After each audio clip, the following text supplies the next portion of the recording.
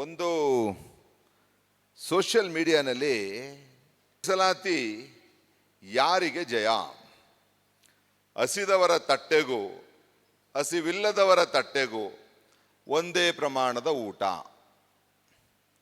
35 ವರ್ಷ ದುಡಿದವರಿಗೂ ದುಡಿಯದೇ ಮನೆಯಲ್ಲೇ ಕೂತವರಿಗೂ ಒಂದೇ ಪ್ರಮಾಣದ ಕೂಲಿ, ಸಂಖ್ಯೆಯಲ್ಲಿ ಹೆಚ್ಚಿದ್ದವರಿಗೂ ಕಡಿಮೆ ಇದ್ದವರಿಗೂ ಒಂದೇ ಪ್ರಮಾಣದ ಹಂಚಿಕೆ, ಅಸ್ಪೃಶ್ಯತೆಯ ನೋವಿನಿಂದ ಬಳಲುತ್ತಿರುವ ಹಾಗೂ ಅಸ್ಪೃಶ್ಯತೆಯ ನೋವೇ ಇಲ್ಲದವರಿಗೂ ಒಂದೇ ಔಷಧಿ, ನಗುವುದೋ ಅಳುವುದೋ ಸ್ವೀಕರಿಸುವುದೋ ತಿರಸ್ಕರಿಸುವುದೋ ಕಳೆದುಕೊಂಡಿದ್ದು ಯಾರು, ಪಡೆದುಕೊಂಡಿದ್ದು ಯಾರು, ಯಾರಿಗೆ ಸಿಹಿ ಯಾರಿಗೆ ಕಹಿ. ನೋಡಿ, ಇದು ಸೋಷಿಯಲ್ ಮೀಡಿಯಾದಲ್ಲಿ ಹರಿದಾಡ್ತಾರಂಥ ಒಂದು ಪೋಸ್ಟ್. ಬಹುಶಃ ಸಿಹಿ ಅಂತೂ ಮಾದಿಗ ಸಮಾಜಕ್ಕಿಲ್ಲ, ಕಹಿ ಅಂತೂ ಮಾದಿಗ ಸಮಾಜಕ್ಕೆ 100ಕ್ಕೆ 100ರಷ್ಟು ಸತ್ಯ. ಯಾಕೆ ಈ ಥರ ಒತ್ತು ಕೊಟ್ಟು ನಾನು ಅದನ್ನು ಹೇಳ್ತಾ ಇದ್ದೀನಿ ಅಂತ ಅಂದರೆ, ಸ್ವಲ್ಪ ಇವತ್ತು ಒಂದೆರಡು ಟೆಕ್ನಿಕಲ್ ಆಗಿ ತಮ್ಮ ವಿಚಾರಕ್ಕೆ ಕೆಲವು ಮಾಹಿತಿಗಳನ್ನು ತರ್ತೀನಿ. ಸಂತೋಷ್ ಹೆಗಡೆ ಅವ್ರದ್ದು 5 ಜಡ್ಜ್ಗಳ ಕಾನ್ಸ್ಟಿಟ್ಯೂಷನಲ್ ಬೆಂಚ್, ಅರುಣ್ ಮಿಶ್ರಾ ಅವ್ರದ್ದು 5 ಜನರ ಕಾನ್ಸ್ಟಿಟ್ಯೂಷನಲ್ ಬೆಂಚ್, DY ಚಂದ್ರಚೂಡ್ ಅವ್ರದ್ದು 7 ಜನರ ಕಾನ್ಸ್ಟಿಟ್ಯೂಷನಲ್ ಬೆಂಚ್. ಇಷ್ಟು ಬೆಂಚ್ಗಳು ಹೇಳದಂಥದ್ದು ಭಾಳ ಸ್ಪಷ್ಟವಾಗಿ ಹೇಳ್ತು. ಒಳ ಮೀಸಲಾತಿ ಜಾರಿ ಮಾಡಬೇಕಾದ್ರೆ empirical data, backwardness, more backwardness, adequate representation ಅಂತ. ದತ್ತಾಂಶ, ಹಿಂದುಳಿವಿಕೆ, ನಮ್ಮ ಅಲ್ಲಿ ರೆಪ್ರೆಸೆಂಟೇಷನ್ ಎಷ್ಟು ಜನ ಭಾಗಿಯಾಗಿದ್ದಾರೆ, ಈ 3 ಯಾರ್ಡ್ ಸ್ಟಿಕ್ ಮೇಲೆ ಒಳ ಮೀಸಲಾತಿ ಜಾರಿ ಮಾಡಿ ಅಂತ 5 ಜನರ ಸಂವಿಧಾನ ಪೀಠ ಅರುಣ್ ಮಿಶ್ರಾ ಅವ್ರದ್ದು, 7 ಜನರ ಸಂವಿಧಾನ ಪೀಠ DY ಚಂದ್ರಚೂಡ್ ಅವ್ರದ್ದು ಹೇಳಿದ್ರು. ಎಂಪರಿಕಲ್ ಡಾಟಾ ಈ ಸರ್ಕಾರ ಗಾಳಿಗೆ ತೂರ್ತು. ಹಿಂದುಳಿವಿಕೆ ಅತಿ ಹಿಂದುಳಿಕೆ ಈ ಸರ್ಕಾರ ಗಾಳಿಗೆ ತೂರ್ತು. ರೆಪ್ರೆಸೆಂಟೇಷನ್ನ ಗಮನಿಸಿ ಈ ಸರ್ಕಾರ ಗಾಳಿಗೆ ತೂರ್ತು.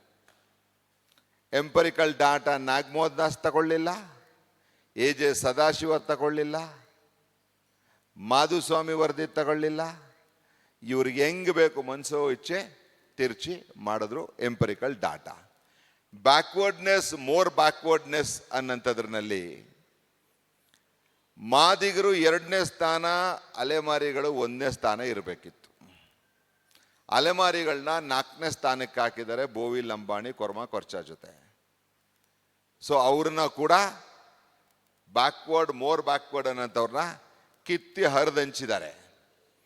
ಇನ್ನು ಮಾದಿಗ ಸಮಾಜಕ್ಕೆ ದೊಡ್ಡ ಮಾರಣಾಂತಿಕ ಹಲ್ಲೆ ಅಂತ ಏನು ಹೇಳ್ತೀವಿ ನಾಡು ಭಾಷೆಯಲ್ಲಿ, ಹಂಗೆ ಮರಣ ಶಾಸನ ಈ ರೋಸ್ಟರ್ ಬಿಂದುವಿನಲ್ಲಿ ಮಾದಿಗ ಸಮಾಜಕ್ಕೆ ಈ ಸರ್ಕಾರ ಮಾಡಿದೆ. ಹೇಳ್ತೀನಿ ರೋಸ್ಟರ್ ಬಿಂದು ಏನು ಅಂತ. ಇದು ಮೇಲ್ನೋಟಕ್ಕೆ ನಿಮಗೆ ಹೇಳದಂಥ 5 ಪ್ರಶ್ನೆಗಳು. ನೀವು ಕೇಳ್ಬೋದು, ಸರ್ ಅಟ್ಲೀಸ್ಟ್ ಭಾಗ ಆಗಿದೆಯಲ್ಲ 5.25, 5.25, 4.5, ಇದು ಸರ್ಕಾರ ಮಾಡಿದ ಕೊಡುಗೆ ಅಲ್ವಾ? ಸರ್ಕಾರ ಪರಿಶಿಷ್ಟ ಜಾತಿ ಅದರಲ್ಲೂ ಈ ನೊಂದವರ ಬೆಂದವರ ಪರ ಇರೋದು ಅಲ್ವಾ ಅಂತ. ಯಾವುದೇ ಕಾರಣಕ್ಕೂ ಇಲ್ಲ. ಈ ಏನು 5.25, 5.25, 4.50 ಆಗಿದೆ, ಅದು ನೇರ ಮಾದಿಗ ಸಮಾಜದ 35 ವರ್ಷಗಳಿಂದ ಹೋರಾಟ ಮಾಡ್ಕೊಂಡು ಬಂದಂಥ ಹೋರಾಟಗಾರರ ಶ್ರಮ, 16 ಜನ ಪ್ರಾಣ ಬಿಟ್ಟಂಥವರ ತ್ಯಾಗ, ಈ ಮಟ್ಟಿಗೆ ಹೋರಾಟ ಮಾಡೋರಿಗೆ ಸರ್ಕಾರ ಎದುರಿ ಮಾಡಿರೋಂಥ ಹೆಜ್ಜೆ ಇದು. ಯಾವುದೇ ಕಾರಣಕ್ಕೂ ಒಳ ಮೀಸಲಾತಿ ಜಾರಿ ಮಾಡಂತ ಕಿಂಚಿತ್ತನುವೆ ಆಸಕ್ತಿ ಈ ಸರ್ಕಾರಕ್ಕೆ ಇರಲಿಲ್ಲ. ಯಾಕಿರಲಿಲ್ಲ ಅಂತ ನಿಮಗೆ ನಾನು ಹೇಳ್ತೀನಿ. 25/8/2025 ಈ ಡೇಟ್ನ 16 ಸರಿ ನಾನು ನಿಮ್ಮ ಮುಂದೆ ಹೇಳಿದ್ದೀವಿ. 25/8/2025. ಅವತ್ತು ಸರ್ಕಾರ 6-6-5 ಅಂತ ವಿಂಗಡಣೆ ಮಾಡಿದಂಥ ದಿನ ಅದು. 6-6-5 ಅಂತ ವಿಂಗಡಣೆ ಮಾಡಿದಂಥ ದಿನ ಅದು. 6-6-5 ಅಂತ ಮಾಡಿದ ಮೇಲೆ ಅಡ್ವೊಕೇಟ್ ಜನರಲ್ ಆ ಮಾಹಿತಿನ ಇವ್ರಿಗೆ ಕೋರ್ಟ್ದಲ್ಲ 22/1/2020 ಹೇಳ್ತಾರೆ. ಆದರೆ ಹೈಕೋರ್ಟ್ ಸ್ಟೇ ಕೊಡಂಥದ್ದು 19/11/2025. ಒಂದ್ಸರಿ ದಯಮಾಡಿ ಕರೆಕ್ಟಾಗಿ ಇದನ್ನ ಇನ್ನೊಂದ್ಸರಿ ಹೇಳ್ಬಿಡ್ತೀನಿ. ಅದೇ ಅಡ್ವೊಕೇಟ್ ಜನರಲ್ಲು 22/1/2026ಕ್ಕೆ 56,432 ಹುದ್ದೆಗಳಿಗೆ ಒಳ ಮೀಸಲಾತಿ ಜಾರಿ ಮಾಡಿ ಮುಂದೋಗ್ಬೋದು ಅಂತ ಹೇಳ್ತಾರೆ. ಆದರೆ ಈ ವಿಚಾರಕ್ಕೆ ಹಿಂದೆ ಸ್ಟೇ ಇದ್ದಿದ್ದು ಹೈಕೋರ್ಟ್ನಲ್ಲಿ 19/11/2025 ಸ್ಟೇ ಇರುತ್ತೆ. ಅದ ನಂತರದಿಂದಲೇ ಅಡ್ವೊಕೇಟ್ ಜನರಲ್ ಹಿಂಗೆ ಬಂದು ಹೇಳಿರ್ತಾರೆ. ಆದರೆ ಈ ಆದೇಶ ಆಗಿರೋಂಥದ್ದು 25/8/2025 ನಾಗಮೋಹನ್ ದಾಸ್ ಅವರ ವರದಿ ಮೇಲೆ. 25/8/2025 ವರದಿ ಆದಮೇಲೆ ಸರ್ಕಾರದ ಒಂದು ಹೆಜ್ಜೆನೂ ಇಡಲ್ಲ, ಶ್ವೇತಪತ್ರ ಹೊರಡಿಸಿ ಅಂತಿಮ ರೂಪನ ಈ ಆದೇಶಕ್ಕೆ ಕೊಡೋಕ್ಕೆ. ನಿಮ್ಗೆ ಗೊತ್ತಿರಲಿ, ಇವತ್ತಿನ ದಿನದ ತನಕನೂ ಕೂಡ ಶ್ವೇತಪತ್ರ ಹೊರಡಿಸಿಲ್ಲ. 6-6-5ಕ್ಕೆ ಇಲ್ಲಿ ತನಕನೂ ಹೊರಡಿಸಿಲ್ಲ. ಹಾಗಾದ್ರೆ ನೀವು ಕೇಳ್ಬೋದು, ಅರೆ ಶ್ವೇತಪತ್ರನೇ ಹೊರಡಿಸಿಲ್ಲ ಅಂತ ಅಂದರೆ ಹೈಕೋರ್ಟಲ್ಲಿ ಸ್ಟೇ ಹಾಕಿಂತ ಮೊದಲೇ ಎಷ್ಟು ಮುಗಿಸಿದ್ದಾರೆ ಗೊತ್ತಾ? ಹೈಕೋರ್ಟ್ ಸ್ಟೇ ಕೊಡೋಕ್ಕಿಂತ ಮೊದಲೇ ಇವರು 4,409 ಹುದ್ದೆಗಳನ್ನು ತುಂಬಿಡಿದ್ದಾರೆ 17% ಒಳಗಡೆ. 3,644 ಹುದ್ದೆಗಳು ಅಂಡರ್ ಪ್ರೋಗ್ರೆಸ್ ಅಲ್ಲಿದೆ. 4,409 ಹುದ್ದೆಗಳು ಕಂಪ್ಲೀಟ್ ಮಾಡಿಬಿಟ್ಟಿದ್ದಾರೆ.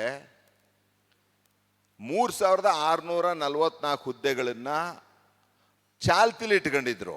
ಇದೆರಡು ಮಾಹಿತಿ ಕೊಟ್ಟಂಥದ್ದು ಅಡ್ವೊಕೇಟ್ ಜನರಲ್ ಅವರು 22/1/26 ತನಕ 6ರಂದು 22/1/2026 ಅಡ್ವೊಕೇಟ್ ಜನರಲ್ ಆ ಮಾಹಿತಿನ ಕೊಡ್ತಾರೆ.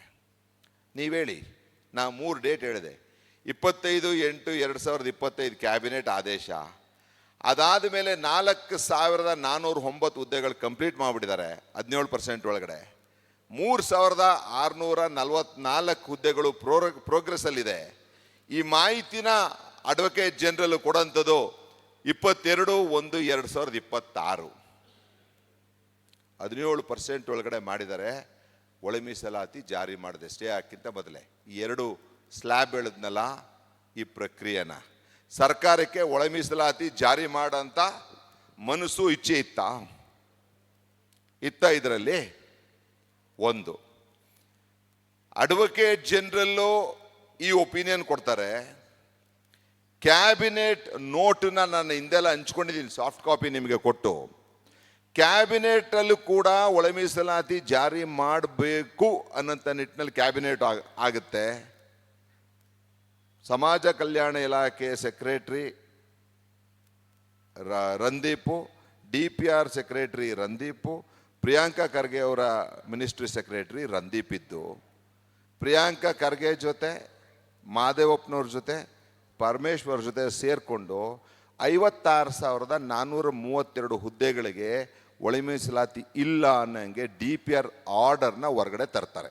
ಆ DPR ಆರ್ಡರು ನಿಮ್ಗೆ ಕೊಟ್ಟಿದ್ದೀನಿ ನಾನು ಹಿಂದೆನೇ, ಬೇಕಾದ್ರೆ ಮತ್ತೊಂದು ಸರಿ ಕೊಡ್ತೀನಿ ನಾನು. ಇಷ್ಟು ಕೊಟ್ಟ ಮೇಲೆ ಒಳ ಮೀಸಲಾತಿ ಜಾರಿ ಮಾಡೋ ಇಚ್ಛೆ ಐತೆ ಅವ್ರಿಗೆ? ಹೇಳಿ ನೋಡೋಣ. ಒಳ ಮೀಸಲಾತಿ ಜಾರಿ ಮಾಡಂತ ಎಲ್ಲ ದಾಖಲೆ, ನಾನು ಏನೇನು ಹೇಳ್ತಾ ಇದ್ದೀನಿ ನಿಮಗೆ ಎಲ್ಲ ದಾಖಲೆ. ಎಲ್ಲಿ ಸರ್ಕಾರಕ್ಕೆ ಇಚ್ಛೆ ಇತ್ತು ಒಳ ಮೀಸಲಾತಿ ಜಾರಿ ಮಾಡೋದಕ್ಕೆ? 1% ಕೂಡ ಸರ್ಕಾರಕ್ಕೆ ಒಳ ಮೀಸಲಾತಿ ಜಾರಿ ಮಾಡೋ ಇಚ್ಛೆ ಇರಲಿಲ್ಲ. ಇವತ್ತೇನಾದರೂ 5.25 5.25 4.50 ಆಗಿರೋಂಥದ್ದು ಕೇವಲ ಆಕ್ಟಿವಿಸ್ಟ್ ಅಂಡ್ ಹೋರಾಟಗಾರರು ಯಾರು ಒಳ ಮೀಸಲಾತಿಗೆ ಸಂಬಂಧಪಟ್ಟಂಗೆ ಮಾಡ್ಕೊಂಡು ಬಂದಿದ್ದಾರೆ 35 ವರ್ಷದಿಂದ, ಅವರ ಪ್ರಭಾವದ ಮೇಲೆ ಅವರು ಕೊಟ್ಟಂತ ಎಚ್ಚರಿಕೆ ಎದುರಿ ಸರ್ಕಾರ ಇದನ್ನ ಜಾರಿ ಮಾಡಿರೋದು. ಯಾವುದೇ ಕಾರಣಕ್ಕೂ ಸರ್ಕಾರ ಇಚ್ಛಾಶಕ್ತಿಯಿಂದ ಮಾಡಿಲ್ಲ. ಇನ್ನು ಮುಂದೆ ಹೇಳ್ತೀನಿ ಯಾಕೆ ಇನ್ನೂ ಇಚ್ಛಾಶಕ್ತಿಯಿಂದ ಮಾಡಿಲ್ಲ ಅಂತ. 24/4/2026 ನೀವು ನೋಡಿದ್ರಿ, ಸರ್ಕಾರ ಕ್ಯಾಬಿನೆಟ್ನಲ್ಲಿ, ಸ್ಪೆಷಲ್ ಕ್ಯಾಬಿನೆಟ್ನಲ್ಲಿ ಒಳ ಮೀಸಲಾತಿ ಜಾರಿ ಮಾಡಿದೆ. ಒಳ ಮೀಸಲಾತಿ ಅಂದ್ರೆ ಏನು ಒಂದು ನಿಮಗೆ ಓದ್ಬಿಡ್ತೀನಿ ಅದೊಂದು ಪಾಯಿಂಟ್ ಅನ್ನ. ಇದು ಏನು ಜಡ್ಜ್ಮೆಂಟ್ ಇದೆ ನಮ್ಮ ಸುಪ್ರೀಂ ಕೋರ್ಟ್ದು, ಅದರಲ್ಲಿ ಇದು ನೋಟ್ ಮಾಡ್ಕೊಳ್ಳಿ, ಅಟ್ಲೀಸ್ಟ್ ತಮಗೆ ಇದೆಲ್ಲ ಆನ್ಲೈನ್ ಸಿಗಂತದೇನೆ. ಪೇಜ್ ನಂಬರ್ 115 ಪ್ಯಾರಾಗ್ರಾಫ್ 167, ಇದು ಸುಪ್ರೀಂ ಕೋರ್ಟ್ ಜಡ್ಜ್ಮೆಂಟ್ ನಿಮ್ಗೆ ಗಮನಕ್ಕೆ ತರ್ತಾ ಇದ್ದೀನಿ. ಪೇಜ್ ನಂಬರ್ 115 ಪ್ಯಾರಾಗ್ರಾಫ್ 167, ಇದರಲ್ಲಿ ಮಧ್ಯದಲ್ಲಿ 4 ಲೈನ್ ಓದಿ ಕನ್ನಡದಲ್ಲಿ ಹೇಳ್ತೀನಿ ಅದನ್ನು ನಾನು. The objective of Article 16(4) is to ensure effective representation of the class in the services of the state across posts and grades. ದಯವಿಟ್ಟು ಎಂಫಸಿಸ್ ಮಾಡ್ತಾ ಇದ್ದೀನಿ. The objective of Article 16(4) is to ensure effective representation of the class in the services of the state across posts and grades ಅಂತ ಹೇಳುತ್ತೆ. ಕೊನೆಯಲ್ಲಿ ಅದೇ ಪ್ಯಾರಾಗ್ರಾಫಲ್ಲಿ the struggles that the class faces do not disappear with the representation in the lower grades. ಅವರ ಕಷ್ಟ ಕಾರ್ಪಣ್ಯಗಳನ್ನ ನೀವು ಕೆಳಮಟ್ಟದ ಹುದ್ದೆಗೆ ಕೊಟ್ರೆ ಅದು ಮುಚ್ಚೋಗಲ್ಲ. The endeavor is to ensure true and effective representation of the socially backward classes across posts. ಇದನ್ನ ಇಂದಿರಾ ಸಾಹ್ನಿ ಕೇಸ್ನಲ್ಲಿ backward ಕ್ಲಾಸ್ನಲ್ಲಿ ಮಾಡದಂತ ಹೇಳಿಕೆನ ಚಂದ್ರಚೂಡ್ ಅವರು ಅದನ್ನ ಎಕ್ಸ್ಟ್ರಾಕ್ಟ್ ಮಾಡ್ಕೊಳ್ತಾರೆ. ಅಂದ್ರೆ ಕಟ್ಟ ಕಡೆಯ ಇದರಲ್ಲಿ ಈ ಪಾರಲ್ಲಿ ಬಹಳ ಸ್ಪಷ್ಟವಾಗಿ ಹೇಳ್ತಾರೆ. ಯಾರಿಗೆ ಹೇಳ್ತಾರೆ ಅಂತಂದ್ರೆ ಅದರಲ್ಲೂ ನೋಡಿ, ಇದೊಂದು ಪಾಯಿಂಟ್ ಓದ್ಬಿಡ್ತೀನಿ ನಿಮಗೆ. Classes which are socially backward occupy the lowest of the social strata, primarily because of the traditional occupation accorded to the class by social rules. For example, ಉದಾಹರಣೆಗೆ, certain Dalit caste are regarded as scavenger caste, ಪೌರ ಕಾರ್ಮಿಕರು. Even with the provision of reservation, it is very difficult for the backward classes to shed the traditional occupation that is ascribed to them by society and optimize the opportunities even at the lowest level. ಒಬ್ಬ ಪೌರ ಕಾರ್ಮಿಕನಿಗೂ ಸಹ ಉನ್ನತ ಮಟ್ಟದ ಹುದ್ದೆ ಕೊಟ್ರೆ ಆಗ ನೀವೊಂದು social equality ತರಕ್ಕೆ ಸಾಧ್ಯ ಆಗ್ಬೋದು ಅಂತ ಸುಪ್ರೀಂ ಕೋರ್ಟ್ 7 ಜಡ್ಜಸ್ ಸಂವಿಧಾನ ಪೀಠ ಹೆಡೆಡ್ ಬೈ ಡಿ.ವೈ. ಚಂದ್ರಚೂಡ್ ಹೇಳಂತವ್ರು. ಈಗ ಏನ್ ಮಾಡಿದಿರ ರೋಸ್ಟರ್ ನೀವು? ಮಾದೇವಪ್ಪನವ್ರು ಹೇಳಿದ್ರಲ್ಲ, ನಾವು ಹೇಳಿದ್ವಿ ಮಾದಿಗ ಸಮಾಜಕ್ಕೆ ಹಂತಗಳನ್ನಲ್ಲೂ ಅಡ್ಡಗಾಲಾಕಿ ಮಾದಿಗ ಸಮಾಜಕ್ಕೆ ದೊಡ್ಡ ಮಟ್ಟದ ತೊಂದರೆ ಮೋಸ ಇನ್ನೇನು ಆಗಿದೆ ಅಂದ್ರೆ ಅದು ಎಚ್ ಸಿ ಮಾದೇವಪ್ಪನವರಿಂದ ಅಂತ ನಾವು ಬಹಳ ಸ್ಪಷ್ಟವಾಗಿ ಹೇಳಿದ್ವಿ. ಮಾದೇವಪ್ಪನವ್ರು ಏನು ಹೇಳಿದ್ರು? 15 ಪೋಸ್ಟ್ಗಿಂತ ಕಡಿಮೆ ಇದ್ರೆ ಅಲ್ಲಿ ಮೀಸಲಾತಿ ಬರಲ್ವಂತೆ, ಒಳ ಮೀಸಲಾತಿ. ತಾವೆಲ್ಲ ಕೇಳಿಸ್ಕೊಂಡ್ರೆ ಅಂತ ಭಾವಿಸ್ತೀನಿ ಅದನ್ನ. 15 ಪೋಸ್ಟ್ಗಿಂತ ಕಡಿಮೆ ಇದ್ರೆ ಅಲ್ಲಿ ಒಳ ಮೀಸಲಾತಿ ಬರಲ್ಲ. ಅದನ್ನ SC ಜನರಲ್ ಹಂಗೆ ಉಳ್ಕೊಳ್ಳುತ್ತೆ. SC ಜನರಲ್ ಅಂದ್ರೆ ಏನು? ಒಳ ಮೀಸಲಾತಿ ಬರೋಕ್ಕಿಂತ ಮೊದಲೇ ಹಿಂದೆ ಹೇಗಿತ್ತು ಹಾಗೆ. 14 ಪೋಸ್ಟ್ ಇದ್ರೆ ಎಂಟೈರ್ 101 ಜಾತಿ ಆಫ್ ಶೆಡ್ಯೂಲ್ ಕ್ಯಾಸ್ಟ್ ಅಲ್ಲಿ ಕಾಂಪೀಟ್ ಮಾಡ್ಬೋದು ಅಂತ ಸುಪ್ರೀಂ ಕೋರ್ಟ್ ಏನ್ ಹೇಳ್ತು? ಕೆಳಮಟ್ಟದಿಂದ ಮೇಲ್ಮಟ್ಟ ಹುದ್ದೆಗಳಿಗೆ ನೀವು ಇವ್ರನ್ನ ರೆಪ್ರೆಸೆಂಟೇಷನ್ ಕೊಡಬೇಕು ಅಂತ ಹೇಳಿ ಪೌರ ಕಾರ್ಮಿಕದ ಒಂದು ಎಕ್ಸಾಂಪಲ್ ಕೊಟ್ಟು ಹೇಳುತ್ತೆ. ನೀವೇನ್ ಮಾಡಿದ್ದೀರಾ? 14 ಪೋಸ್ಟ್ ಇತ್ತು ಅಂತ ಅಂದ್ರೆ ರಿಸರ್ವೇಷನ್ ಇಲ್ಲ, ಇಂಟರ್ನಲ್ ರಿಸರ್ವೇಷನ್ ಅಂತ ಹೇಳ್ತೀರಾ. ಅರೆ ಒಂದು AC ಆಗಂತ ಪೋಸ್ಟು, ಒಂದು DYSP ಆಗಂತ ಪೋಸ್ಟು, ಅಥವಾ ಯೂನಿವರ್ಸಿಟಿನಲ್ಲಿ ಪ್ರೊಫೆಸರ್ ಆಗಂತ ಪೋಸ್ಟು, ಅಸಿಸ್ಟೆಂಟ್ ಪ್ರೊಫೆಸರ್ ಆಗಂತ ಪೋಸ್ಟು, ಕ್ಲಾಸ್ 1 VC ಆಗಂಥದ್ದಾಗಲಿ ಅಥವಾ ಕ್ಲಾಸ್ 1 ಪೋಸ್ಟ್ ಆಗಲಿ ನಿಮ್ಗೆ 15 ಓಪನ್ ಆಗುತ್ತಾ? ಯೂನಿವರ್ಸಿಟಿನಲ್ಲಿ 2-3 ಆಗಲ್ಲ. ನಿಮಗೆ ಗೊತ್ತಿರಲಿ, ಪ್ರೊಫೆಸರ್ ಅನ್ನಂಥದ್ದು, ಅಸಿಸ್ಟೆಂಟ್ ಪ್ರೊಫೆಸರ್ 2-3 ಆಗಲ್ಲ ಒಂದು ವರ್ಷಕ್ಕೆ. ಅದು ನಿಮ್ಮ ಅರ್ಥ? ಒಳ ಮೀಸಲಾತಿ ಕೊಟ್ಟಂಗಾಗಬೇಕು, ಕಿತ್ಕೊಂಡಂಗಾಗಬೇಕು. ಯಾಕೆ ಕೊಟ್ಟಂಗಾಗಬೇಕು, ಕಿತ್ಕೊಂಡಾಗಬೇಕು ಅಂತ ಇದ್ದೀನಿ? ನೀವು ಮಾಡಿರೋಂಥದ್ದು ಕ್ಲಾಸ್ 3, ಕ್ಲಾಸ್ 4 ಎಂಪ್ಲಾಯ್ಮೆಂಟ್ಸ್ಗಳೇನಿದೆ ಅಲ್ಲಿ ಮಾದಿಗರಿಗೆ ಸಿಗ್ತದೆ ಅಂತ ನೀವು ತೋರಿಸ್ತಾ ಇದ್ದೀರಾ. ಕ್ಲಾಸ್ 3, ಕ್ಲಾಸ್ 4 ಇಲ್ಲಿ ತನಕ ಮಾದಿಗರಿಗೆ ಸಿಗ್ತಾ ಇದ್ದಿದ್ದು, ಅದು ಕೂಡ ಕಡಿಮೆ ಸಿಗ್ತಾ ಇದ್ದಿದ್ದು. ಒಳ ಮೀಸಲಾತಿ ಎಲ್ಲಿ ಜಾರಿ ಆಯಿತು? ಹಾಗಾದ್ರೆ ಎಲ್ಲಿ ಜಾರಿ ಆಯಿತು? ನಮ್ಮ ರಾಜ್ಯದ ಚೀಫ್ ಮಿನಿಸ್ಟರ್ ಅವರು ಏನು ನಾನು ಹೇಳಿದೆ ನಿಮಗೆ, 3 ಜನ ಜಡ್ಜಸ್ಗಳು, ಸಂತೋಷ್ ಹೆಗ್ಡೆ ಅವರು, ಅರುಣ್ ಮಿಶ್ರಾ ಅವರು, DY ಚಂದ್ರಚೂಡ್ ಅವರು 16 ಸೈಟೇಷನ್ ಇಂದಿರಾಸಾನಿ ಕೇಸಿಂದ ಹಿಡಿದು ಎಲ್ಲ ಸೈಟೇಷನ್ ಅನ್ನು ಒಗ್ಗೂಡಿಸಿ ಜಡ್ಜ್ಮೆಂಟ್ ಕೊಟ್ರೆ ಸಿದ್ದರಾಮಯ್ಯನವರು ಮಾದಿಗ ಮಿನಿಸ್ಟರ್ಸು, ವಲಯ ಮಿನಿಸ್ಟರ್ಸು, ಬೋವಿಲ್ ಲಂಬಾಣಿ ಮಿನಿಸ್ಟರ್ಸು ನೀವೆಲ್ಲ ಮಾತಾಡ್ಕೊಂಡು ಬಂದು ನನಗೆ ಹೇಳ್ಬಿಡಿ, ನಾನು ಜಾರಿ ಮಾಡಿಬಿಡ್ತೀನಿ ಅಂತಾರೆ. ಇವೆಲ್ಲ ಪ್ರೆಸ್ಸಲ್ಲಿ ನೋಡಿರೋಂಥದ್ದು, ಕೇಳಿರೋಂಥದ್ದು ನಾನು ಹೇಳ್ತಾ ಇರೋದು ನಿಮಗೆ.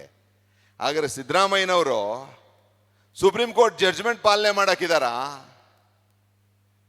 ಅಥವಾ ತಮ್ಮ ವೋಟ್ ಬ್ಯಾಂಕ್ ಪಾಲಿಟಿಕ್ಸ್ಗೆ ಈ ತರ ಕುತಂತ್ರಗಳು ಮಾಡಾಕಿದಾರ ಅನ್ನೋಂಥದ್ದು ಪ್ರಶ್ನೆ. ಸುಪ್ರೀಂ ಕೋರ್ಟ್ ಜಡ್ಜ್ಮೆಂಟ್ ಹೇಳಿರೋಂಥದ್ದು backward, adequate representation, empirical data ಗಾಳಿಗೆ ತೂರಿದ್ರಿ. ಬಲಾಢ್ಯ ಮಿನಿಸ್ಟರ್ಸ್ಗಳು, ಬಲಾಢ್ಯ ಸಮಾಜ ಮಾದಿಗರಿಗಿಂತ ಅಂತ ಅಂದ್ರೆ ಅದು ವಲಯ ಸಮಾಜ ಮತ್ತು ಬೋವಿಲ್ ಅಂಬಾಣಿ ಸಮಾಜ. ಅವ್ರ ಜೊತೆ ಕೂತ್ಕೊಂಡು ಮಾತಾಡ್ಕೊಂಡು ಬನ್ನಿ ಅಂತ ಅಂದ್ರೆ ಅವರು ಜಾಸ್ತಿ ಅನುಕೂಲ ಪಡ್ಕೊಂಡಿರೋರು ಕೊಟ್ಬಿಡ್ತಾರಾ? ಅಥವಾ ಮಾದಿಗರಿಗೆ ಇಲ್ಲಿ ಯೂನಿವರ್ಸಿಟಿ ನಿಮ್ಗೊಂದು ಎಕ್ಸಾಂಪಲ್ ಕೊಟ್ಟೆ, ಪ್ರೊಫೆಸರ್ನಲ್ಲಿ 48-3 ಬಿಡ್ಬಿಡ್ತಾರಾ ಅವ್ರು ನಮಗೆ? ಇದು ಒಳ ಮೀಸಲಾತಿ ಜಾರಿ ಆಗಿದ್ಯಾ? ಇದು ಜಾರಿ ಆಗಿದ್ಯಾ? 56,432 ಹುದ್ದೆಗಳನ್ನು ಸಹ ಒಳ ಮೀಸಲಾತಿ ಇಲ್ಲದೆ ತುಂಬಲಿಕ್ಕೆ ಹೋದಂತ ಷಡ್ಯಂತ್ರನ ನಮ್ಮ ವಕೀಲರ ತಂಡ, ಹೋರಾಟಗಾರರು ಯಾವಾಗ ಬಯಲಿಗೆ ತಂದ್ವಿ, ಇಕ್ಕಟ್ಟಿಗೆ ಸಿಗಾಕೊಂಡು ಇವರು ಇದನ್ನ ಮಾಡಲಿಕ್ಕೆ ಮುಂದೆ ಬಂದಂತ ನೀವು ಗಮನಿಸಿ. ಹಿಂದೆ ಇವರು ತುಂಬಾ ಕೊಟ್ಟೋಗ್ಬಿಟ್ಟಿದ್ರು, H C Mahadevappa and team. ಈ ಸರ್ಕಾರಕ್ಕೆ ಒಳ ಮೀಸಲಾತಿ ಜಾರಿ ಮಾಡಂತ ಇಚ್ಛಾಶಕ್ತಿ ಇತ್ತಾ? ಇದ್ದಿದ್ರೆ 46,432 ಒಳ ಮೀಸಲಾತಿ ಜಾರಿ ಇಲ್ದೇನೆ ಮುಂದೆ ಹೋಗ್ತಾ ಇದ್ದಾರ ರಣದೀಪ್ನ ಕಟ್ಕೊಂಡು? ಅಥವಾ ನಾನು ಹೇಳ್ದಂಗೆ ನಿಮಗೆ 4,409 ಹುದ್ದೆಗಳನ್ನ ಕಂಪ್ಲೀಟ್ ಮಾಡಿದಾರಲ್ಲ, ಯಾಕೆ ಒಳ ಮೀಸಲಾತಿ ಮಾಡಿಲ್ಲ? ಅಥವಾ 3,644 ಪ್ರೋಸೆಸ್ಲಿದಿರಲ್ಲ, ಯಾಕೆ ಒಳ ಮೀಸಲಾತಿ ಮಾಡಿಲ್ಲ? ಇದೆಲ್ಲ ಒಂದು ಬಹಳ ಸ್ಪಷ್ಟವಾಗಿ ಹೇಳುತ್ತೆ, ಈ ಸರ್ಕಾರಕ್ಕೆ ಮಾದಿಗ ಸಮಾಜಕ್ಕೆ ನ್ಯಾಯ ಕೊಡುವಂತ ವಿಚಾರದಲ್ಲಿ ಶೋಷಿತ ಸಮಾಜದಲ್ಲಿ ಕಟ್ಟ ಕಡೆಯ ಸ್ಥಾನದಲ್ಲಿದ್ದಂಥ ಮಾದಿಗ ಸಮಾಜ ಅಥವಾ ಅಲೆಮಾರಿ ಸಮಾಜ ಇವರಿಗೆ ನ್ಯಾಯ ಕೊಡಂಥದಕ್ಕೆ ಸಿದ್ದರಾಮಯ್ಯನವ್ರ ಸರ್ಕಾರಕ್ಕೆ ಕಿಂಚಿತ್ತನೂ ಮನಸ್ಸಿರಲಿಲ್ಲ. ಅವರಿಗೆ ಒನ್ ಆ್ಯಂಡ್ ಓನ್ಲಿ ಅಜೆಂಡಾ ಇತ್ತು, ಅವರ ರಾಜಕೀಯ ಸ್ಥಾನ, CM ಸ್ಥಾನದ ಕುರ್ಚಿ ಅಳ್ಳಾಡ್ತಾ ಇದೆಯಲ್ಲ, ಅದನ್ನು ರಕ್ಷಣೆ ಮಾಡೋದು ಒಂದೇ ಅವ್ರಿಗಿದ್ದಂಥ one and only agenda CM ಅವ್ರಿಗೆ. ಸೊ ಹಾಗಾಗಿ ಈ ತೀರ್ಮಾನ ಒಳ ಮೀಸಲಾತಿ ಜಾರಿ ಮಾಡಿರೋದಲ್ಲ, ಸಿದ್ದರಾಮಯ್ಯನವರ CM ಚೇರ್ನ ಉಳಿಸ್ಕೊಳ್ಳಕ್ಕೆ ಮಾಡಿರೋಂಥ ತಂತ್ರ, ಕುತಂತ್ರ ಇದು. ಎಲ್ಲಿ ಒಳ ಮೀಸಲಾತಿ ಜಾರಿ ಆಗಿದೆ? ನಾನು ನಿಮ್ಗೆ ಇಷ್ಟು ಹೇಳಿದ ಪಾಯಿಂಟಲ್ಲಿ ಇದು 35 ವರ್ಷದಿಂದ ಹೋರಾಟ ಮಾಡಿದಂಥ ಮಾದಿಗರಿಗೆ ಮಾಡಿದಂಥ ಮೋಸ, ವಂಚನೆ. ಆದರೆ ಈ ಸಂದರ್ಭದಲ್ಲಿ ಇಲ್ಲಿವರೆಗೂ 25/8/2025 665 ಆದ ನಂತರನೂ ಸಹ ಅದಕ್ಕೆ ಕಾನೂನಿನ ಅಂತಿಮ ರೂಪ ಕೊಟ್ಟಿರಲಿಲ್ಲ ಈ ಸರ್ಕಾರ. 5.25, 5.25, 4.50 ಮಾದಿಗರಿಗೆ ಅನ್ಯಾಯ ಆಗಿರೋದ್ರೂ ಸಹ ಅದನ್ನ ಮಾಡಲಿಕ್ಕೆ ಕಾರಣ ಮಾದಿಗ ಸಮಾಜದ 35 ವರ್ಷದಿಂದ ಮಾಡ್ಕೊಂಡು ಬಂದಂತ ಹೋರಾಟಗಾರರಿಗೆ ಅದೇನಾದ್ರು ಈ ಭಾಗ ಮಾಡಿಸೋದ್ರಲ್ಲಿ ಏನಾದ್ರು ಯಶಸ್ಸು ಅಂತ ಅದನ್ನ ಭಾವಿಸ್ತೀವಿ ಅಂತ ಅಂದ್ರೆ ಆ ಹೋರಾಟಗಾರರಿಗೆ ಆ ಭಾಗ ಮಾಡಿಸಿರೋಂಥ ಯಶಸ್ಸು ಸಲ್ಲಬೇಕು. ಕಾಂಗ್ರೆಸ್ ಪಕ್ಷಕ್ಕಂತೂ 1% ಸಲ್ಲಂಗಿಲ್ಲ.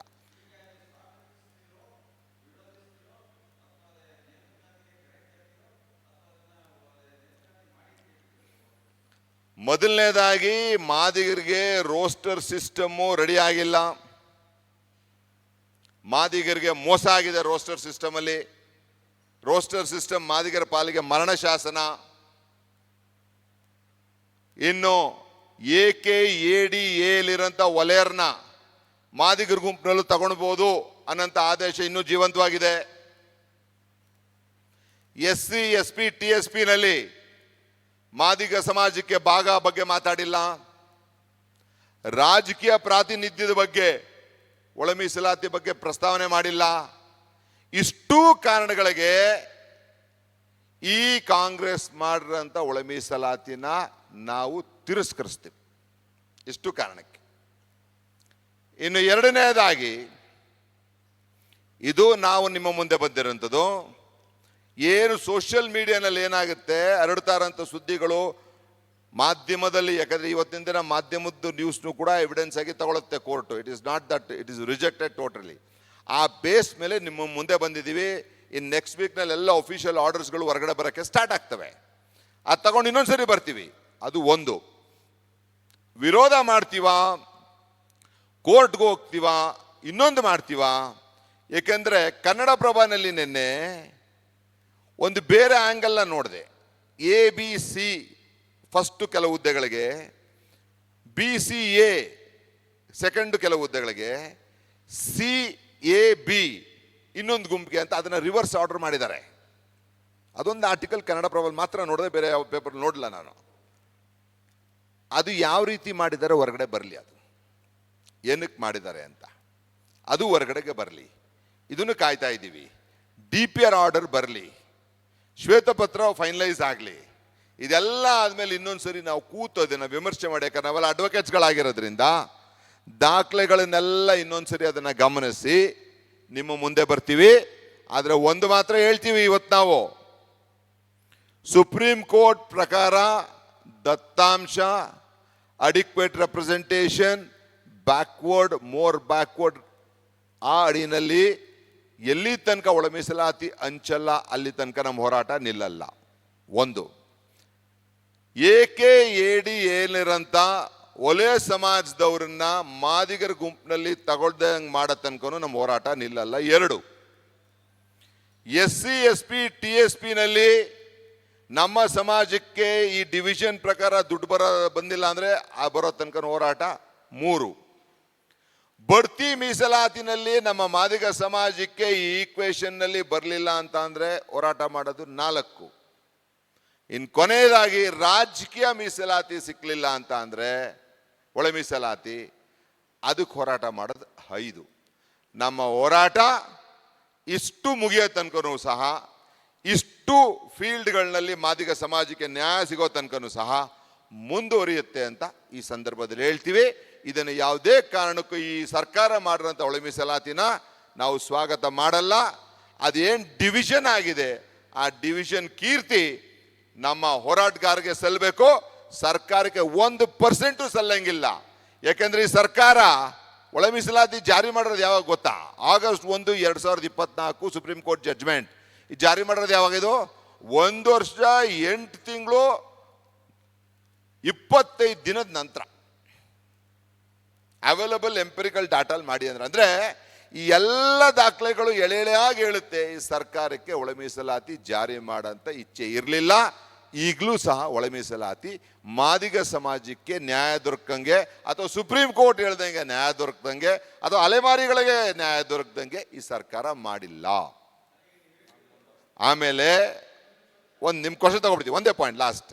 ಆಮೇಲೆ ಜಸ್ಟಿಸ್ ನಾಗಮೋಹನ್ ದಾಸ್ ಅವರು ಏನು ಪಾಪ ಈ ಒಳ ಮೀಸಲಾತಿ ಕಂಪೈಲ್ ಮಾಡಿ ಕೊಟ್ಟಿದ್ರು, ಒಂದು ಹಂತಕ್ಕೆ ಸರಿ ಇದೆ ಅಂತ ನಾವು ಹೇಳಿದ್ವಿ.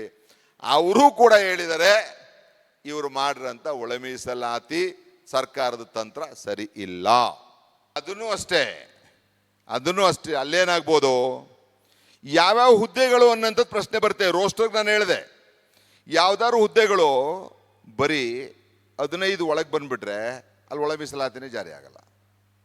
15 ಮೇಲಾದರೆ ಅಲ್ಲಿ ಒಳ ಮೀಸಲಾತಿ ಜಾರಿ ಆಗುತ್ತೆ. ಅದು ಯಾವ ಒಳ ಮೀಸಲಾತಿ? ಸುಪ್ರೀಂ ಕೋರ್ಟ್ ಆದೇಶದ ನೇರ ವಿರೋಧ ಮಾಡ್ರಂಥದ್ದು ಇದು. 100% ಅದೇ ಹೇಳಿದ್ದು ನಾನು. ಜಸ್ಟಿಸ್ ನಾಗಮೋಹನ್ ದಾಸ್ ಅವ್ರು ಏನು ಮಾಡಿದ್ರು ನೋಡಿ, ಅವ್ರು ಹೆಂಗೆ ಮಾಡಿದ್ರು ಅಂತ. ಮಾದಿಗರನ್ನ ಒಂದು ಗುಂಪು ಮಾಡಿದ್ರು, ಜನಸಂಖ್ಯೆ ಜಾಸ್ತಿ ಇತ್ತು, ಹಿಂದುಳುವಿಕೆ ಜಾಸ್ತಿ, 6% ಕೊಟ್ಟರು. ಒಲೆಯರ್ದು ಸೆಕೆಂಡ್ ಹೈಯೆಸ್ಟು, ಹಿಂದುಳುವಿಕೆ ಮಾದಿಗರಿಗಿಂತ ಕಮ್ಮಿ, ಸ್ವಲ್ಪ ಮುಂದುವರೆದಿದ್ದಾರೆ ಅವರು, 5% ಕೊಟ್ಟರು. ಬೋವಿಲ್ ಅಂಬಾಣಿ ಅವರಿಗೆ ಭಾಳ ಮೇಲ್ ಬಂದಿದ್ದಾರೆ, 4% ಕೊಟ್ಟರು.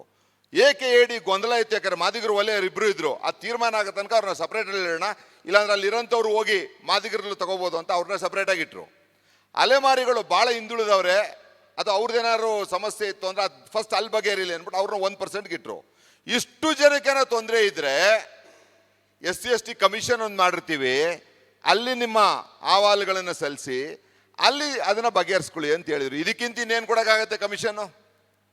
ಆದರೆ CM ಅವರು ಒಲೆಯ ಸಮಾಜದ ಮಿನಿಸ್ಟರ್ನ, ಮಾದಿಗ ಸಮಾಜದ ಮಿನಿಸ್ಟರ್ನ, ಬೋವಿಲ್ ಅಂಬಾಣಿ ಅವ್ರನ್ನ ಕರೆದ್ಬಿಟ್ಟು ನೀವುಗಳು ತೀರ್ಮಾನ ಮಾಡ್ಕೊಂಡು ಬಂದ್ಬಿಡಿ, ನಾ ಇಂಪ್ಲಿಮೆಂಟ್ ಮಾಡ್ತೀನಿ ಅಂತ. ಸೊ CM ಅವ್ರಿಗೆ ಯಾವ ಸುಪ್ರೀಂ ಕೋರ್ಟ್ದು 7 ಜಡ್ಜಸ್ ಕಾನ್ಸ್ಟಿಟ್ಯೂಷನಲ್ ಬೆಂಚು ಲೆಕ್ಕಕ್ಕಿಲ್ಲ, 5 ಜನದ್ದು ಲೆಕ್ಕಕ್ಕಿಲ್ಲ, ಯಾರ್ದು ನಾಗಮೋಹನ್ ದಾಸ್ ವರದಿನೂ ಲೆಕ್ಕಕ್ಕಿಲ್ಲ, ಸದಾಶಿವ ವರದಿನೂ ಲೆಕ್ಕಕ್ಕಿಲ್ಲ. ರಾಜಕೀಯ ತಂತ್ರ, ಯಾರು ಓಟ್ಗಳು ತಗೋಬೋದಿರೋ ಅವ್ರ ಮಾತು ಕೇಳ್ತೀವಿ ಅಂತ. ಅದೇ ಇವ್ರಿಗೇನು ಗೊತ್ತಾ, ಆ ಜಡ್ಜಸ್ಗಳಿಗೆ ಏನಾದರೂ ಸ್ವಾಭಿಮಾನ ಇದ್ರೆ ಇನ್ನು ಮುಂದೆ ಈ ಸರ್ಕಾರ ಮಾಡೋಂಥ ಕಮಿಷನ್ಗಳನ್ನ ಒಪ್ಕೊಳ್ಳೇಬಾರ್ದವ್ರು. ಇಲ್ಲಾಂದ್ರೆ ಅವರೇ ಕೇಳ್ಬೇಕು, ಸರ್ಕಾರಕ್ಕೆ ಒಂದು ಅಫಿಡವಿಟ್ ಕೊಡಿ, ನೀವು ನಾವು ಮಾಡಿ ಕೊಡೋಂಥ ವರದಿನ ನೀವು ಒಪ್ಕೋತೀರಾ ಅಂತ ಒಂದು ಅಫಿಡವಿಟ್ ಕೊಡಿ, ಆಗ ನಾವು ವರದಿ ರೆಡಿ ಮಾಡೋಕ್ಕೆ ಮುಂದೆ ಬರ್ತೀನಿ, ಇಲ್ಲ ವರದಿ ಮಾಡಲ್ಲ ಅನ್ಬೇಕು. ಒಂದು ಜಡ್ಜಸ್ಗಳು ಅಷ್ಟು ಗೌರವಾನ್ವಿತ ಸ್ಥಾನದಲ್ಲಿರೋರನ್ನ ಪೊಲಿಟಿಕಲ್ ಡೊಮೈನಿಗೆ ತಂದ್ಬಿಟ್ಟು ಅವ್ರ ವರದಿನ ನೀವು ನೋಡಿದ್ರಲ್ಲ, ವಲಯ ಸಮಾಜದವರು ಹೆಂಗೆ ನಾಗಮೋಹನ್ ದಾಸ್ ಅವ್ರ ವರದಿನ ವಿರೋಧ ಮಾಡಿದ್ದಾರೆ, ನಾಗಮೋಹನ್ ದಾಸ್ ಅವ್ರ ಬಗ್ಗೆ ಹೆಂಗೆ ಮಾತಾಡಿದ್ದಾರೆ ಅಂತ. ನನ್ನ ಬೂಟಿಗೆ ಸಮಾನ ಅಂತಾರೆ ಅವ್ರ ವರದಿನ. ಕೆಲವರು ಬೆಂಕಿ ಹಚ್ತಾರೆ, ಅವ್ ನಾಗಮೋಹನ್ ದಾಸ್ ಚೇಲ ಅಂತಾರೆ. ಮಾದಿಗ ಏನ್ರಿ, ನಾವೇ ಹೇಳಿದ್ವಿ ನಾಗಮೋಹನ್ ದಾಸ್ ಅವರು ಕಮಿಷನ್ ಮಾಡಿ ಅಂತ. ಎಲ್ಲ ವಲಯ ಸಮಾಜದವ್ರು ಹೇಳಿ ಮಾಡಿಸ್ಕೊಂಡು ಹಿಂಗೆ ಹೇಳ್ತಾರಂತ ಜಡ್ಜಸ್ ಯಾಕೆ ಬರಬೇಕಪ್ಪ, ಅವ್ರು ಗೌರವ ಇರೋಂಥವ್ರು. ಇದ್ರ ಜೊತೆಗೆ ನಾವು ಕಟ್ಟಂತ ಟ್ಯಾಕ್ಸ್ ಪೇಯರ್ಸ್ ಮನಿ 150 ಕೋಟಿ 200 ಕೋಟಿ ಖರ್ಚಿದಿಕ್ಕೆ ಹೇಳೋರಿಲ್ಲ, ಕೇಳೋರಿಲ್ಲ. ಇದು ಈ ರಾಜ್ಯದ ದೌರ್ಭಾಗ್ಯನೇ ಸರಿ. ಪಾಲಿಟಿಕಲ್ ಇವ್ರದ್ದು ಉಳಿಸ್ಕೊಳ್ಳೋಕ್ಕೋಸ್ಕರ ಅವ್ರವ್ರ ಸ್ಥಾನಮಾನಗಳನ್ನ ಇದನ್ನೆಲ್ಲ ಗಾಳಿಗೆ ತೂರ್ತಾ ಇದ್ದಾರೆ. ಯಾಕೆ ಅಂತಂದರೆ ಅವರು ಸುಪ್ರೀಂ ಕೋರ್ಟ್ ಜಡ್ಜ್ಮೆಂಟ್ನ ತಗೊಂಡ್ರು, ಅವರು ಸ್ಟೇಟಲ್ಲಿ ಇದ್ದಂಥ ಎಂಪರಿಕಲ್ ಡಾಟಾ ತಗೊಂಡ್ರು, ಅದ್ರ ಪ್ರಕಾರ ಮಾಡಿದ್ರು, ಅಷ್ಟೇ, ಸಿಂಪಲ್. ಅವ್ರು ಮಾಡಿಲ್ಲ ಇಲ್ಲವೇ. ಇವರು ಸುಪ್ರೀಂ ಕೋರ್ಟ್ ಜಡ್ಜ್ಮೆಂಟ್ ಬಿಟ್ರು, ಎಂಪರಿಕಲ್ ಡಾಟಾ ಬಿಟ್ರು. ಇವ್ರು ಪೊಲಿಟಿಕಲ್ ಸ್ಥಾನಮಾನಗಳಿಗೋಸ್ಕರ ಎಲ್ಲ ಗಾಳಿಗೆ ತೂರಿ ಮಾಡೋದಕ್ಕೆ ಇಷ್ಟು ಕಗ್ಗಂಟಾಗಿ ಕೂತಿರೋದು. ಹೇಳಿದ್ನಲ್ಲ ನಾನು, AKAD ಬಡ್ತಿ, ಎಲೆಕ್ಷನ್ಗೆ ಸಂಬಂಧಪಟ್ಟಂಗೆ ಮೀಸಲಾತಿ, SC/ST TSP, ಈ ಏನು 15 ಜಾಬ್ ಒಳಗಡೆ ಇರೋಂಥದ್ರ ಒಳಗಡೆ ಮೀಸಲಾತಿ, ಇವೆಲ್ಲ ಬಗೆಹರಿಯ ತನಕನೂ ಹೋರಾಟ ಮುಂದುವರಿತದೆ. ಅಲ್ಲ, ಅದಕ್ಕೆ ಈಗೇನು ಫಸ್ಟು ಮೊದಲನೇದಾಗಿ ಈ 35 ವರ್ಷದಿಂದ ಹೋರಾಟ ಮಾಡಿರೋಂಥ ಪರ್ಟಿಕ್ಯುಲರ್ಲಿ ಮಾದಿಗ ಸಮಾಜದ ಹೋರಾಟಗಾರರಿಗೆ, ಇದಕ್ಕೆ ಹೋರಾಟದಲ್ಲಿ ಪ್ರಾಣ ಕಳ್ಕೊಂಡವ್ರಿಗೆ ಈ 5.5 ಹಿಂಗೆ ಡಿವೈಡ್ ಮಾಡೋರಲ್ಲ, ಇದರ ಕ್ರೆಡಿಟು ಆ ಹೋರಾಟಗಾರರಿಗೆ ಹೋಗಬೇಕು. ಮೊದಲನೇದಾಗಿ ರಾಜ್ಯಾದ್ಯಂತ ನಾವು ಕೂಡ ಹೋರಾಟಗಾರರು ನಾವೆಲ್ಲ ಸೇರಿಕೊಂಡು ಅವ್ರಿಗೊಂದು ಅಭಿನಂದನೆ ಸಲ್ಲಿಸೋಂಥ ಒಂದು ಕಾರ್ಯಕ್ರಮ ಮುಂದಿನ ದಿನಗಳಲ್ಲಿ ನಂಬ್ಕೋತೀವಿ. ಆ ಅಭಿನಂದನೆ ಸಲ್ಲಿಸೋಂಥ ಸಂದರ್ಭದಲ್ಲೇ ಇವನ್ನೆಲ್ಲ ಅವೇರ್ನೆಸ್ ಕ್ರಿಯೇಟ್ ಮಾಡಿ ಮತ್ತೆ ಮುಂದಿನ ಹೋರಾಟಕ್ಕೆ ನಾಂದಿ ಆಡ್ತೀವಿ. ಅಲ್ಲ, ಪ್ರಕ್ರಿಯೆ ಮುಂದೆ ಹೋಗುತ್ತೆ. ಆ ಪ್ರಕ್ರಿಯೆಯಲ್ಲಿ ಡಿವಿಷನ್ ಗಮನಿಸ್ತೀವಿ ನಾವು, ಯಾವ್ಯಾವ ಪೋಸ್ಟ್ಗೆ ಎಷ್ಟೆಷ್ಟು ಏನೇನಂತ ಒಂದು ಗಮನಿಸ್ತೀವಿ. ಅಥವಾ ಇನ್ಯಾವುದಾದ್ರು ಕ್ಲಾಸ್ 1 KS ಅದರಲ್ಲಿ ನಮ್ಮ ಏನು KS ಅಲ್ಲಿ ಆಗಂತ ನಮ್ಮ AC DC AC DYSP ಈ ಪೋಸ್ಟ್ಗಳು ಹೆಂಗೆ ಕ್ರಿಯೇಟ್ ಆಗ್ತಾ ಇದೆ ನೋಡ್ತೀವಿ. ಅದೆಲ್ಲ ನಮಗೆ ಒಳ ಮೀಸಲಾತಿನೇ ಇಲ್ಲ ಅಂತ ಅಂದರೆ ನಾವು ಸುಮ್ಗಿರೋಕೆ ಹೆಂಗಾಗುತ್ತೆ? ಹೋರಾಟ ಮತ್ತೆ ಮಾಡಲೇಬೇಕಾಗತ್ತೆ.